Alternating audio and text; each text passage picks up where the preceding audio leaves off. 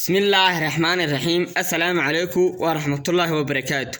halkan waxaan ku duwanaa maansayar oo gaaban oo magaceeda la yiraahdo Gariyo Dood, taasoo aynu kaga hadlano bulshadeennii iyo dhalinyarteennii sida ay maka tahay ay doodu kala dhex taalo ambaba sheekhu kala dhex jiro.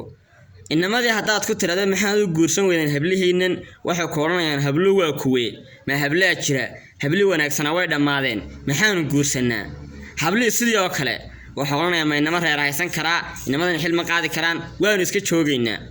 sidaa darteed waxa yaraaday guurkii waxaana batay dhalinyarnimadii iyo iskaabuladii oo shaki baa dadkii ku kala jira.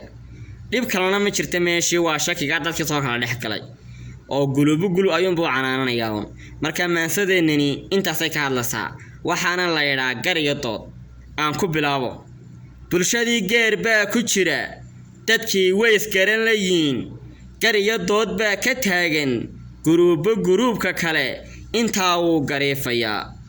gabdhihii way cabanayaan guddoon waxaad leedihiin raggii waa goor xun socod gidaaray taagan yiin xilkoodiina waa gabeen shukaansina waa go'een kolbaba gees bay jiraan ragguna gocoshuu qabaa garaad waxaad leedihiin gayaankii naga xumaa guurkii waa daynanaa gabdhihii way jiricsan yiin hiddii way garab mareen guriga waa diidayaan saygoodna gargaarayaan barkood waa galab carrow haye iyamaa gardaran jafkiya khaladaad kan wada anigu waan garan le'ee idinkaan idiin soo gudbee haddaa garataan dad yahow u sheega balkood gardaran haddaa garataan dad yahow u sheega balkood gardaran.